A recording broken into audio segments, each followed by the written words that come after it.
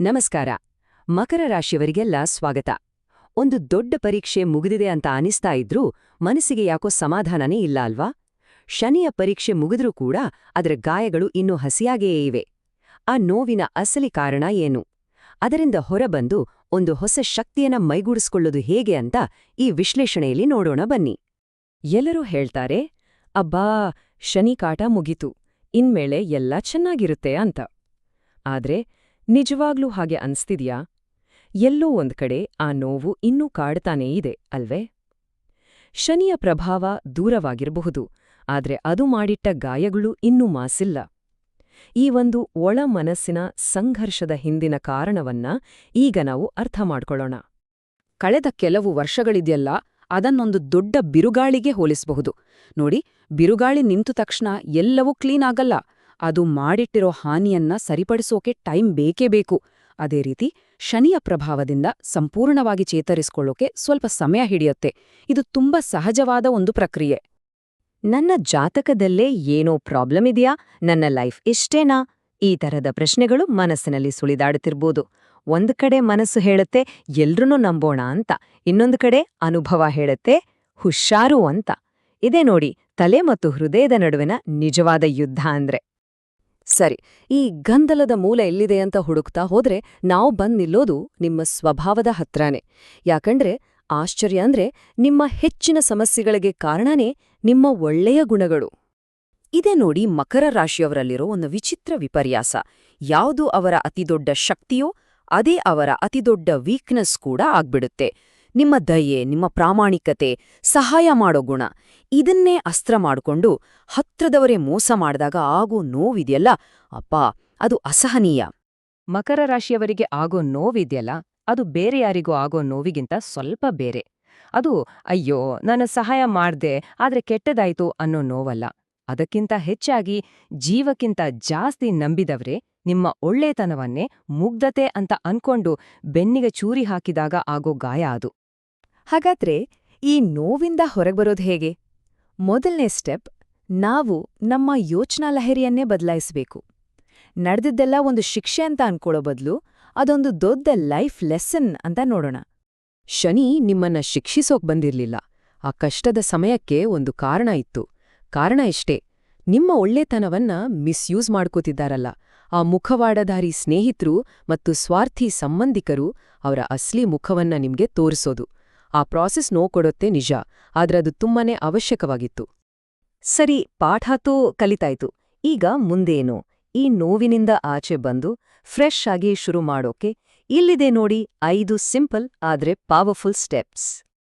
ಈ 5 ಹೆಜ್ಜೆಗಳು ಒಂದು ರೀತಿ ನಿಮ್ಮ ಹೊಸ ಜೀವನಕ್ಕೆ ದಾರಿದೀಪ. ಇವು ನಿಮ್ಮನ್ನ ಮತ್ತೆ ಸ್ಟ್ರಾಂಗ್ ಆಗಿ ನಿಲ್ಸೋಕೆ ಹೆಲ್ಪ್ ಮಾಡುತ್ತೆ. ಬನ್ನಿ ಒಂದೊಂದಾಗಿ ನೋಡೋಣ. ಮೊದಲನೇದು, ಮತ್ತೆ ಮತ್ತೆ ಹಳೇದನ್ನೇ ನೆನಪಿಸ್ಕೋಬೇಡಿ. ಅದು ಜೀವನದ ಪುಸ್ತಕದಲ್ಲಿ ಮುಗಿದು ಹೋದ ಒಂದು ಚಾಪ್ಟರ್ ಅಷ್ಟೇ.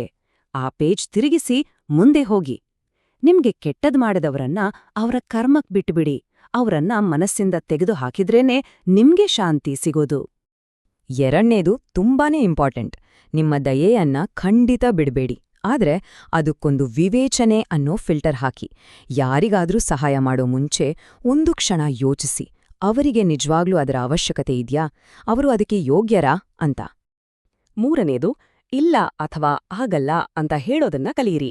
ಇದು ಸ್ವಾರ್ಥ ಅಲ್ಲ, ಇದು ಆತ್ಮರಕ್ಷಣೆ. ಎಲ್ಲರ ಜವಾಬ್ದಾರಿಯನ್ನು ತಲೆ ಮೇಲೆ ಹೊತ್ಕೊಂಡ್ರೆ ಕೊನೆಗೆ ಕಷ್ಟಪಡೋದು ನೀವೇ.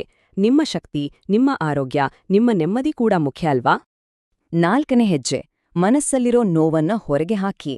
ಅದನ್ನ ಒಳಗೆ ಇಟ್ಕೊಂಡ್ರೆ ಅದು ವಿಷವಾಗಿ ಬದಲಾಗತ್ತೆ. ನಿಮ್ಗೆ ತುಂಬಾ ನಂಬಿಕೆ ಇರೋರ್ ಹತ್ರ ಮಾತಾಡಿ ಅಥವಾ ಒಂದು ಪೇಪರ್ ತಗೊಂಡು ಎಲ್ಲವನ್ನೂ ಬರ್ದ್ಬಿಡಿ. ದೇವ್ರ ಮುಂದೆ ನಿಂತು ಮನಸ್ ಬಿಚ್ಚಿ ಅಳ್ಬಿಡಿ. ಹೇಗಾದ್ರೂ ಸರಿ, ಆ ನೋವು ಹೊರಗೋಗ್ಬೇಕು. ಕೊನೆಯ ಮತ್ತು ಅತಿ ಮುಖ್ಯವಾದ ಹೆಜ್ಜೆ, ನಿಮಗೋಸ್ಕರ ನೀವೇ ಸ್ವಲ್ಪ ಸಮಯ ಕೊಡಿ. ಬೇರೆಯವರಿಗೋಸ್ಕರ ಮಾಡಿದ ತ್ಯಾಗ ಸಾಕು.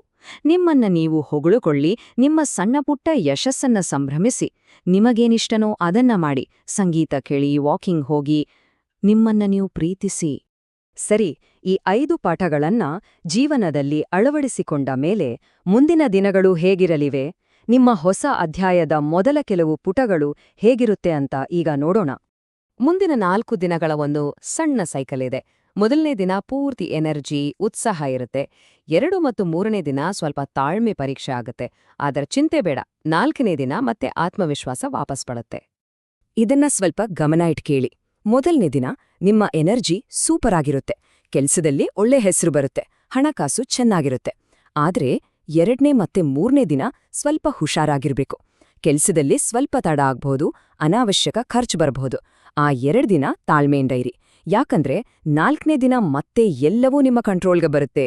ಅದೃಷ್ಟ ವಾಪಸ್ ಬರುತ್ತೆ, ಮನೆಯಲ್ಲಿ ಸಂತೋಷದ ವಾತಾವರಣ ಇರುತ್ತೆ. ಒಂದು ವಿಷಯ ನೆನಪಿಡಿ, ಶನಿ ಕೊಟ್ಟಿದ್ದು ಕಷ್ಟ ಅಲ್ಲ, ಪರೀಕ್ಷೆ. ಆ ಪರೀಕ್ಷೆಯ ಉದ್ದೇಶ ನಿಮ್ಮನ್ನ ಮುರಿಯೋದಲ್ಲ, ಬದಲಿಗೆ ನಿಮ್ಮನ್ನ ಒಂದು ಹೊಳೆಯೋ ವಜ್ರದ ಹಾಗೆ ಮಾಡೋದು. ಹೌದು, ನವೀಕರಣ ಶುರುವಾಗಿದೆ. ನಿಮ್ಮ ಜೀವನದಲ್ಲಿ ಆದ ಗಾಯಗಳು ನಿಮ್ಮನ್ನ ಕುರೂಪಗೊಳಿಸಿಲ್ಲ, ಬದಲಿಗೆ ಆ ಗಾಯಗಳೇ ನಿಮ್ಮನ್ನ ಇನ್ನಷ್ಟು ಸ್ಟ್ರಾಂಗ್ ಮಾಡಿವೆ. ಈ ಚೇತರಿಕೆ ನಾಳೆಯಿಂದಲ್ಲ, ಇವತ್ತಿನಿಂದ, ಈ ಕ್ಷಣದಿಂದಲೇ ಶುರುವಾಗಿದೆ. ಕೊನೆಯದಾಗಿ ಒಂದು ಪ್ರಶ್ನೆ. ಈ ಎಲ್ಲಾ ಅನುಭವದಿಂದ ನೀವು ಈಗ ಮೊದಲಿಗಿಂತ ಹೆಚ್ಚು ಶಕ್ತಿಶಾಲಿಯಾಗಿದ್ದೀರಿ. ಈ ಹೊಸ ಶಕ್ತಿಯನ್ನ ನಿಮ್ಮ ಮುಂದಿನ ಜೀವನದಲ್ಲಿ ಹೇಗೆ ಬಳಸ್ತೀರಿ? ಇದರ ಬಗ್ಗೆ ಯೋಚಿಸಿ. ನಿಮ್ಮ ಒಳ್ಳೆಯ ದಿನಗಳು ಖಂಡಿತ ಶುರುವಾಗಿವೆ.